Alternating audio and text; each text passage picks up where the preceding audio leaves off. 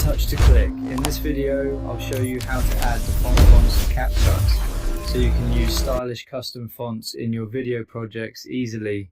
Now let's get started. Step 1. Open your web browser and go to the Dafont website. Dafont is a popular website where you can find thousands of free fonts for creative projects. Step 2. Browse through the available fonts on the website and choose the font you like. Once you find the font you want, click on the download option next to it. This will save the font file to your computer so you can install and use it. Step 3. After the download is complete, open your downloads folder on your computer.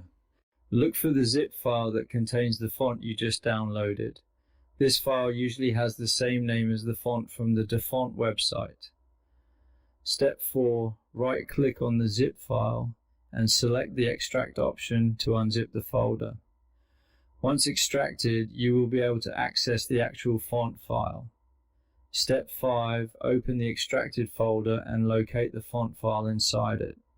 The file usually has a .ttf or .otf extension, which are common font formats used on Windows.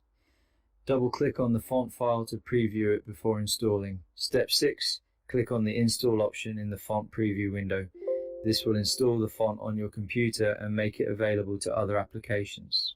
Installing the font is essential so that CapCut can recognize and use it.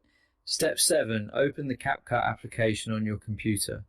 CapCut is a popular video editing tool where you can add text, effects, and custom fonts to your videos. Make sure your project is open or create a new one. Step 8. Go to the text section inside CapCut. This is where you can add titles, captions, and other text elements to your video.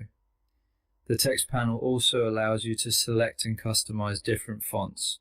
Step 9. Open the font list and scroll through the available fonts. CapCut will automatically show fonts that are installed on your computer. This is where the Dafont font you installed should now appear.